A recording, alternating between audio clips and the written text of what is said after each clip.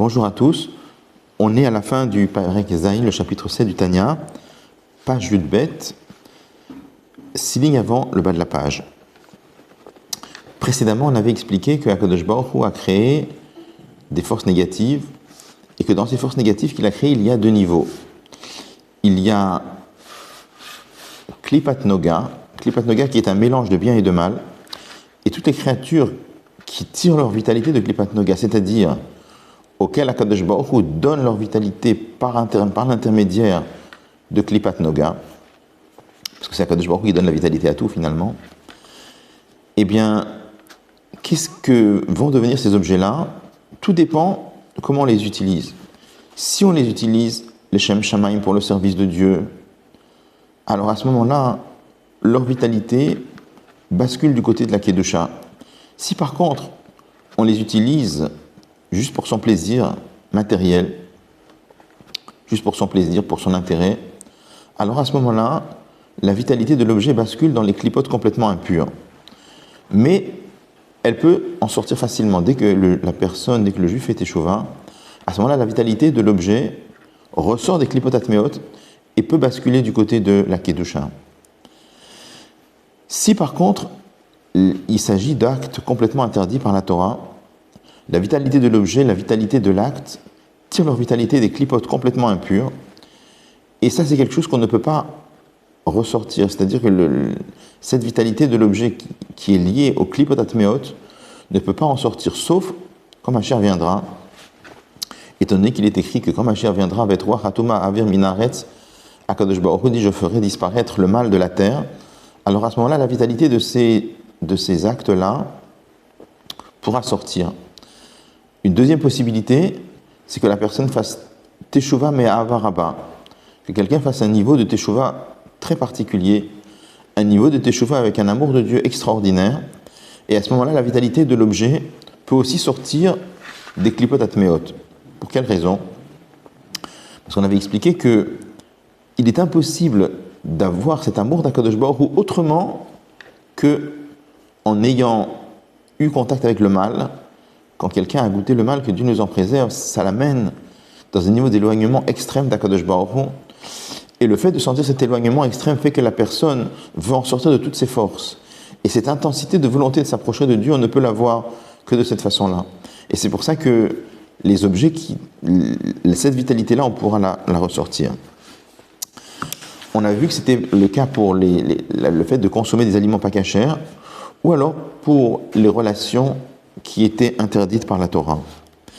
On va envisager par la suite ce qui se passe avec une autre avéra qui est mentionnée dans la Torah aussi, c'est l'avéra de Zera Levatala, c'est-à-dire le fait d'émettre de la semence de façon inutile, pour rien, en dehors d'une relation.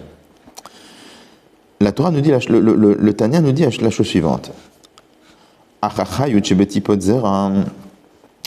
Mais la vitalité qu'il y a dans les gouttes de semence, Shiyatsu Levatala, qui sont sorties de lui en vain, même si cette vitalité, elle est descendue et elle est englobée dans les trois clipotes qui sont complètement impures, parce qu'il s'agit d'un acte qui est interdit par le fait d'émettre de la semence pour rien, c'est quelque chose, c'est considéré comme une grande interdiction par la Torah. Donc la vitalité qu'il y a dans cette semence bascule dans les clipotes complètement impures. Il dit il dit malgré cela, la vitalité qu'il y a dans cette semence peut sortir des clipotes complètement impures par une teshuva correcte. Ce qu'il appelle la teshuva correcte, on verra plus dans Higeret HaTeshuva, c'est la teshuva classique, la teshuva normale. Ce qu'il appellera plus tard teshuva tata, la teshuva de niveau inférieur, c'est-à-dire le fait de décider qu'à partir de maintenant, on accepte sur soi le joug divin et qu'on ne recommence plus jamais de transgresser la volonté de Dieu.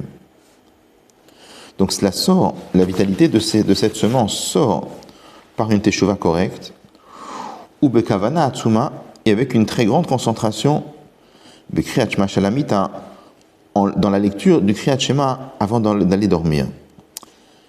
Qu'est-ce qu'on appelle kavana atsuma? une kavana très forte. Le rabbi précédent écrit qu'il s'agit tout simplement de lire le schéma de Kriyat Shema Shalamita avec Pirush Hamilot, en comprenant correctement le sens des mots. Que Noda Meha Arizal, comme c'est connu à partir des Kitvei Arizal, les Kitvei Arizal écrit qu'avec Tchouva et avec Kriyat Shema à la Mita, on fait sortir la vitalité qu'il y avait dans cette semence. Ou me Rumaz Ba Gemara, et cette idée là aussi elle est portée en allusion par la Gemara. La Gemara dans Masechet Brachot nous dit Kol la Korek Kriyat Shema al Mitato, tout celui qui lit le schéma avant d'aller dormir, qui ilu ochez cherev shel shtepiot, c'est comme s'il tenait une épée à double tranchant, Proulou, etc. C'est-à-dire la Gemara se base sur le verset qui nous dit, le verset de Télim qui dit Romot kel bigronam vecherev pifiot be'adam, louez Dieu avec votre gorge, avec votre bouche, et vous tenez une épée à double tranchant. Donc la Gemara nous dit tout celui qui lit le schéma comme il faut, Kriyat Shema Shalamita, c'est comme s'il tient une épée à double tranchant.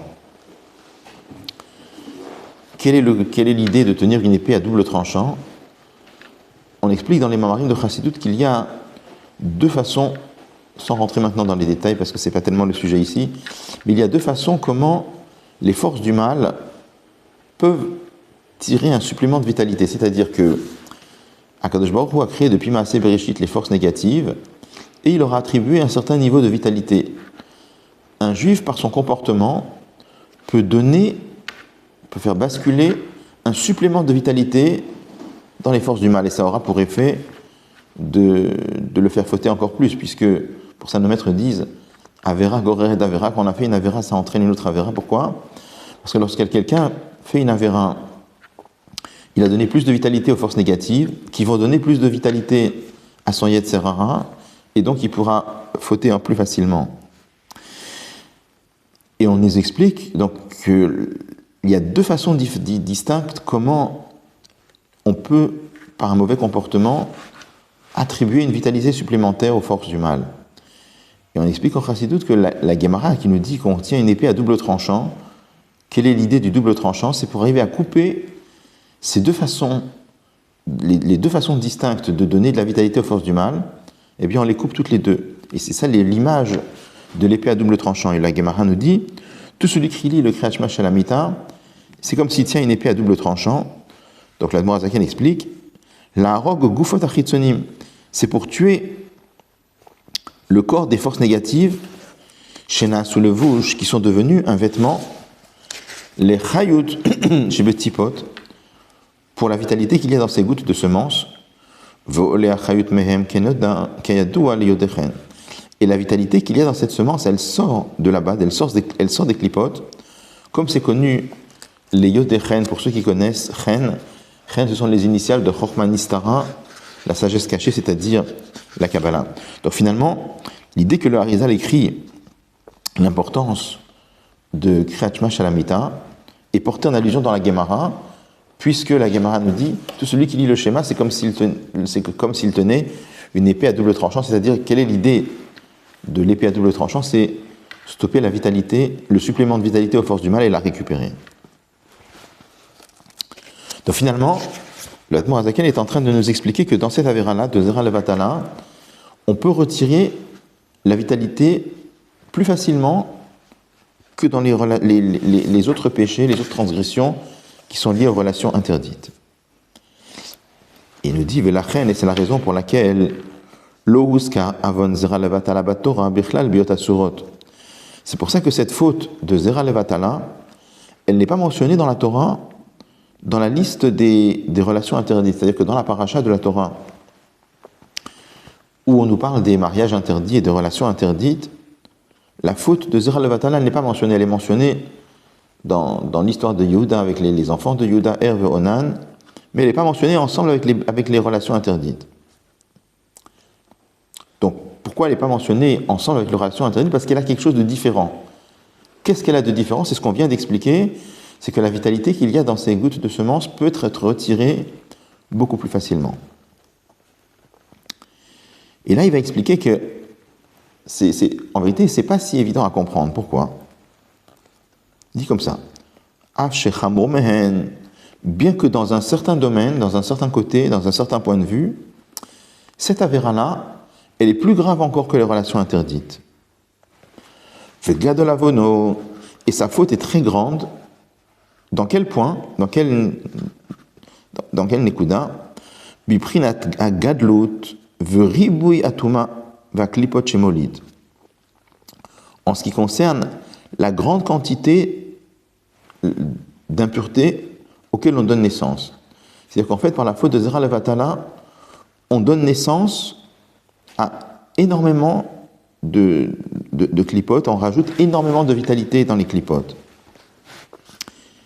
Il dit yoter mi biotasurot, plus que dans la relation interdite. C'est-à-dire, donc il pose une question. Nous, on vient de dire que d'un côté, c'est plus facile de retirer la vitalité qui est tombée dans les clipotes atmeot par la vera de Zera Levatala.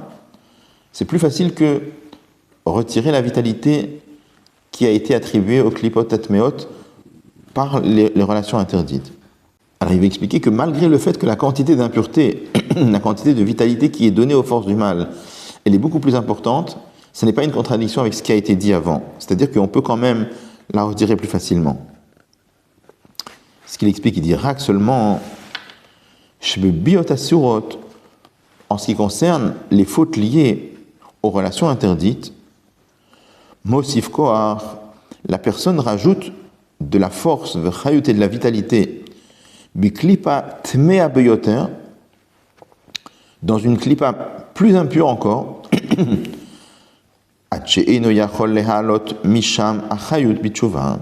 jusqu'à ce qu'on ne peut plus faire sortir la vitalité par la teshuva. Donc la Admor Hazaken explique, dans Biyot Asurot, dans les mariages interdits ou dans les relations interdites, là-bas, c'est vrai que la quantité d'impureté, elle est moindre par rapport à un Zera Levatala, mais la vitalité qu'on donne, on la donne dans une klipa plus profonde, une impureté plus profonde, et c'est la raison pour laquelle on ne peut pas retirer la vitalité jusqu'à ce que ma chère vienne, jusqu'à ce qu'on fasse des cheveux mais à Varaba. Et la imkenya c'est teshuvah me avaraba kolkar, sauf si la personne fait teshuvah avec un grand amour de Dieu, comme on l'avait dit avant, jusqu'à ce que les fautes volontaires deviennent comme des mérites. Donc on va lire la note, dans la petite note à Ga1. Le Admor Hazaken explique un petit peu plus, il rentre plus dans les détails, qu'est-ce que ça veut dire que dans Biyot Asur, dans les relations interdites, on ne peut plus faire sortir la vitalité par une teshuva normale. Il faut que teshuva mais avaraba, une teshuva avec un grand amour de Dieu, parce que la vitalité, elle est rentrée dans une klipa plus impure encore. Alors il explique. Mipne, parce que chez Niklet à la vitalité, elle a été absorbée, Beyesod de Nukva, dans le niveau de Yesod, des Nukva. Nukva c'est Malchut, la royauté, des Klippa, de la Klippa. C'est-à-dire, on a eu l'occasion d'étudier avant, dans le 3e Pérec, et on en a reparlé, le fait, dans plusieurs endroits, le fait que Akadosh Baruch Hu s'est donné 10 façons d'apparaître dans le monde, qu'on appelle les 10 attributs. Et une des conséquences de cela, c'est qu'Akadosh Baruch Hu a créé l'homme avec 10 forces. Et les 10 forces de l'homme sont à l'image des clipotes. Pardon. Les 10 forces de l'homme sont à l'image des 10 attributs d'Akadosh Baruch Hu. Ensuite, on a expliqué dans le chapitre 6 que Zelomadze Asa Elohim, qu'Akadosh Baruch Hu a créé une chose et son contraire. Akadosh Baruch Hu a créé une symétrie dans les choses négatives par rapport à la Kedusha. De la même façon que dans la sainteté, dans la Kedusha, il y a 10 attributs, eh bien, il y a aussi 10 attributs dans les clipotes, dans les forces négatives. Donc, de la même façon qu'il y a, par exemple, la séphira de royauté dans la Kedusha, il y a aussi la séphira de royauté dans la Klippa. Donc là, il nous dit que dans Biyot Asurot, dans les relations interdites, la vitalité, elle rentre dans la Klippa, oui, certes, mais quel niveau de Klippa? Dans le niveau de Yesod de Nukva, c'est-à-dire Yesod de Malchut. Yesod, c'est aussi une des 10 sphirotes. On sait que dans chaque sphère, il y a les 10. Donc il y a Chochma Shebe Malchut, Bina Shebe Malchut, et il y a le niveau de Yesod Shebe Malchut. Donc il nous dit que ça rentre dans le niveau de Yesod Shebe Malchut. Pourquoi la notion de Malchut? Alors, on explique dans les Sfarim de Kabbalah, et c'est largement repris dans les Sfarim de Chassidut. Je vais juste le mentionner ici, mais que toutes les choses qui existent dans ce monde-là ont une source dans les séphirotes. L'homme et la femme, dans ce monde-là, prennent aussi leur source dans les 10 séphirotes, et en particulier, l'homme prend sa source dans les 6 sentiments, Chesed, Gvura, Tiferet, Netzachot, Yesod, et la source de la femme, c'est Malchut. On va l'admettre, on n'aura pas le temps de... Enfin, c'est pas tellement le sujet ici, on va l'admettre, mais on le voit dans beaucoup d'endroits. Il y a d'ailleurs plusieurs endroits dans la Torah où on parle d'Akadosh Baruch Hu au féminin. Tous les endroits où on parle d'Akadosh Baruch Hu au féminin, il s'agit de la séphira de Malchut. Étant donné qu'il y a une relation interdite, donc avec une femme qui est interdite, eh bien la vitalité de cette semence, de la même façon que physiquement elle pénètre dans une femme qui est interdite, eh bien spirituellement, la vitalité pénètre dans Malchut de Klippa, c'est-à-dire le niveau de Malchut qui est le correspondant de la femme. Donc, il dit que la vitalité, elle pénètre d'un Yesod de Nukva, c'est-à-dire de Malchut de Klippa. Nukva, ça veut dire Nekeva en vérité, féminin. Amekabelet, qui reçoit, Vekoletet, et qui absorbe, Achayut, la vitalité, mais Akdusha, de la Kedusha. Machéenken, ce qui n'est pas le cas, Bezera Levatala, dans l'interdiction de la Torah qu'on appelle Zera Levatala, le fait d'émettre de la semence pour rien.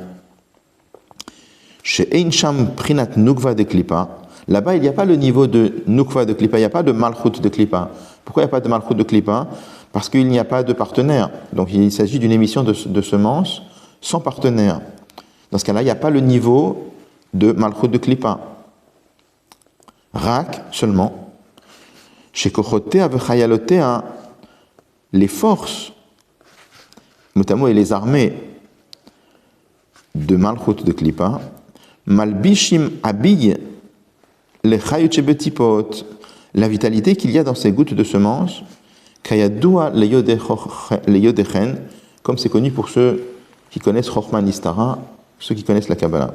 C'est-à-dire, dans la faute de Zera Levatala, comme on l'a dit, il n'y a pas de partenaire, mais cette faute-là, elle vient par des pensées qui sont interdites par la Torah. Donc par des pensées qui sont liées, qui peuvent être liées à des femmes. Et dans ce cas-là, il n'y a pas Malchut de Klippa, mais il y a des forces qui émanent de Malchut de Klippa, ce qu'il appelle ici Kochotea Vechayotea, les forces et les armées, c'est-à-dire que ce sont des émanations spirituelles de Malchut de Klippa qui reçoivent cette vitalité-là. Donc, alors qu'est-ce qu'il dit finalement dans cette note? Il veut nous expliquer pourquoi est-ce que dans Zera Levatala, on peut plus facilement faire ressortir la vitalité, même si elle est beaucoup plus grande en quantité, que dans Biot Asurot, que dans les relations interdites. Il dit parce que dans les Biot Asurot, la vitalité, elle pénètre dans Malchut de Klippa.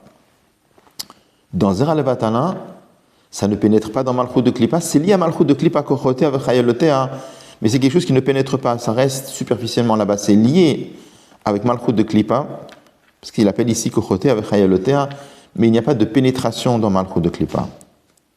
Et alors, comment ça explique? L'idée c'est la suivante. Il y a en Chassidut le concept de Orot Vekelim. Orot Vekelim, c'est la notion de lumière et de récipient. Lorsque, imaginons par exemple un professeur qui explique un passage de Gemara à un élève, et qui lui explique correctement. C'est-à-dire que c'est un professeur qui est très concentré sur la perception de l'élève. Il essaie de voir est-ce que l'élève suit et il adapte son discours à la compréhension de l'élève. Lorsque l'élève comprend, eh bien, qu'est-ce qui se passe? La lumière du maître, les explications du maître ont pénétré l'intellect de l'élève. C'est-à-dire que l'élève a capté, il a assimilé, à tel point qu'il pourrait même le réexpliquer. Ça s'appelle orpnimi en chassidut, parce que la lumière pénètre profondément dans le réceptacle qui est le sechel, l'intellect de l'élève. Imaginons maintenant que le professeur a expliqué des choses trop élevées pour l'élève. L'élève n'a rien compris, mais il est impressionné, il a senti quand même que c'était des choses très profondes. Donc ça le touche, il est impressionné, mais il n'a pas compris. Donc on ne peut pas dire que la lumière l'a pénétré, il est incapable de répéter, mais il va sortir très impressionné en disant « j'ai assisté aujourd'hui à un shiur très profond ». C'est un machal, c'est une parabole sur la notion de or makif, une lumière qui transcende, ça le dépasse, ça ne le pénètre pas. On explique en chassidut que lorsque la lumière pénètre, pour pénétrer, il faut qu'elle soit adaptée, c'est-à-dire il faut que le maître restreigne l'intensité de ses explications au niveau de l'élève. Il faut faire un tzimtzum, il faut contracter la lumière pour l'adapter au niveau de l'élève. Et c'est que comme cela que ça peut pénétrer. Donc ça veut dire qu'en vérité, la vitalité, l'intensité de lumière intellectuelle que le maître donne, pour que ça puisse pénétrer dans l'élève, il faut considérablement la réduire. Si la lumière elle est trop forte, elle ne pourra pas pénétrer. Et bien en vérité, c'est exactement la différence qu'il y a entre Biot Asurot et Zera Levatala. Dans Biot Asurot, étant donné qu'il y a un réceptacle, étant donné qu'il y a un Keli, la vitalité, elle est contractée. La vitalité, elle est forcément réduite. Dans Zera Levatala, étant donné qu'il n'y a pas de réceptacle, la vitalité n'est pas réduite. Donc c'est pour ça qu'il a dit que la vitalité, il y a beaucoup plus de vitalité qui bascule dans les klipotat meot, mais ça ne pénètre pas, ça reste simplement, comme il dit, malbishim, ça s'habille, mais ce n'est pas une véritable pénétration, c'est lié avec les klipotes, mais il n'est pas une pénétration aussi profonde. Donc, étant donné que dans klipotat meot, la vitalité, étant donné que dans biot asur, dans les relations interdites, la vitalité, elle est beaucoup plus réduite, elle pénètre en profondeur. Et puisqu'elle pénètre en profondeur dans le réceptacle, c'est pour ça qu'il est très très difficile de la sortir. Et c'est pour ça que ça n'est possible que par Tchouva Me'avaraba, ou alors quand Mashiach viendra. Par contre, dans Zera Levatala, même si la quantité de Klippa, elle est plus intense, mais étant donné qu'elle ne s'habille pas en profondeur, puisqu'il n'y a pas de réceptacle, c'est que ce qu'on appelle makif, et c'est la raison pour laquelle cette lumière, cette vitalité, on peut la ressortir plus facilement. Alors, ce qu'il faut comprendre, c'est que, en vérité, de la petite note, il ressort que dans Biot Asurot, dans les relations interdites, on ne peut pas récupérer la vitalité facilement. Pourquoi? Parce que ça a pénétré en profondeur dans un réceptacle. Dans le texte du Tanya, il avait l'air de dire autrement. Dans le texte du Tanya, il avait l'air de dire pourquoi la vitalité, elle ne peut pas sortir? Parce qu'il s'agit d'une klippa plus impure. Donc on a l'impression que c'est deux concepts différents. En vérité, on explique que les deux, c'est la même chose. Pourquoi? Étant donné que... Qu'est-ce qu'on a dit tout à l'heure? On a dit que lorsque la vitalité, elle s'habille, pour pouvoir s'habiller en profondeur, il faut que la vitalité soit réduite. Donc il s'agit d'une lumière qui est moindre. Moins il y a de la lumière, plus la klippa elle est forte. Ça c'est l'idée. Donc en vérité ça va ensemble. Pourquoi il avait dit que la klippa, s'il s'agit d'une klippa plus profonde, justement parce que la vitalité elle est réduite. Quand la vitalité plus la vitalité est réduite, plus il s'agit d'une klippa négative. Comme dans la kedusha, par exemple, plus il y a de la lumière, plus il s'agit d'une kedusha importante. C'est une kedusha plus haute. Dans la klippa, lorsque la vitalité elle est réduite, il s'agit d'une klippa forcément plus intense. Alors, on reprend maintenant dans le texte du Tanya. Il nous dit, Ubazeyuvan, et avec ça on va comprendre, Mamarazal, les paroles de nos maîtres. Eizo mouvat loyuche loyuchalitkon. Nos maîtres disent quelle est la chose tordue qu'on ne peut pas redresser. Ze sheba'al ha'erva veholid mamzer. C'est le cas de quelqu'un qui a eu une relation avec une femme interdite par la Torah, ce qu'on appelle une des rayot, et il a mis au monde, il a mis au monde un mamzer. Un mamzer, donc il a le statut de, si la maman est juive, il a le statut de juif, mais il a toutes les halachot qui sont liées au mamzer, qui sont des halachot assez durs. Chez Az, parce qu'alors, Gam yaseh tshuva gdola kolkar, même si la personne qui a donné naissance à ce mamzer fait une teshuva tellement grande, comme on l'avait dit tout à l'heure, c'est-à-dire même s'il fait teshuva mea avaraba, il ne pourra plus faire monter la vitalité dans la kedusha. Mais étant donné que la vitalité de cette klipa, elle est déjà descendue dans le monde matériel, et elle s'est habillée dans un corps de chair et de sang. C'est-à-dire que, normalement, par la teshuva, on peut arriver à tout réparer. Mais il y a un cas, à propos desquels nos maîtres nous disent, quel est l'objet tordu qu'on ne peut plus redresser? C'est le cas de la naissance d'un mamzer, parce qu'à ce moment-là, même si la personne fait teshuva, mais à varaba, eh bien la personne elle est née, et on ne pourra plus faire remonter la vitalité dans la Kedusha. Alors je voulais quand même mentionner que même si on dit ici que c'est quelque chose qui est tordu, qu'on ne peut pas redresser, ça n'invalide pas la teshuva. On ne peut pas ressortir la vitalité, c'est-à-dire on ne peut pas réparer ce problème-là, mais la personne peut faire teshuva. Il y a plusieurs sikhot du Rabbi qui expliquent dans le Geret HaTeshuva où le Rabbi fait la distinction entre le fait de faire teshuva et avoir la kapara totale, pouvoir être entièrement pardonné. Entre autres, le Rabbi rapporte une Gemara dans Masechet Yevamot où là-bas, dans la Gemara, on nous parle de l'interdiction de maudire quelqu'un, de maudire son père. Il y a une interdiction dans la Torah très grave. S'il y a une interdiction de maudire un juif, il y a une avéra spécifique de maudire son père. Dans la Gemara, là-bas, on nous parle quel est le din si un mamzer a maudit son père. Donc de la Gemara, il ressort que c'est interdit, bien sûr, mais ce n'est pas une interdiction de la Torah. Pourquoi? Parce que, étant donné que dans la Torah, il est écrit Nasi ba'amcha lo ta'or, c'est-à-dire que tu ne maudiras pas un prince parmi ton peuple. Il y a plusieurs passages de la Torah où on nous parle de l'interdiction de maudire. Il y a l'interdiction de maudire son père, il y a l'interdiction de maudire une autre personne. Et c'est mentionné dans la Torah justement à travers ce concept-là, Nasi ba'amcha lo ta'or, tu ne maudiras pas un prince dans ton peuple. La Gemara explique que ce n'est pas spécialement un prince, c'est n'importe qui de Am Israël. Mais la Gemara explique qu'étant donné que c'est marqué le mot Be'amcha dans ton peuple, on parle de quelqu'un qui est Oseh Maaseh Amcha. C'est quelqu'un qui se comporte comme un membre du peuple juif, c'est quelqu'un qui est Shomer Torah Mitzvot.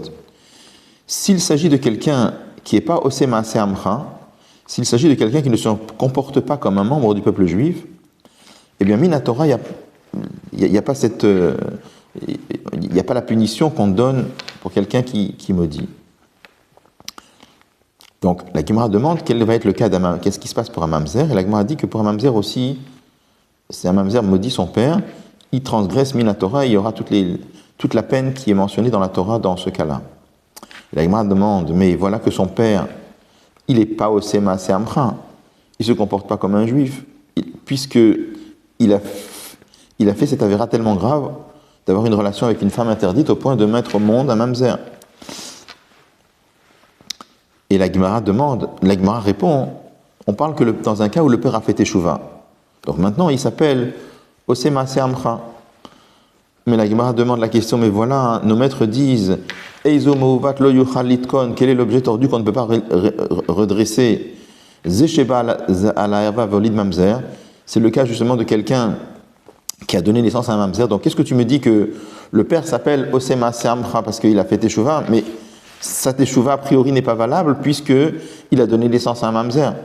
La Gemara répond Osema Seamcha mia nikra. Il s'appelle quand même Osema Seamcha.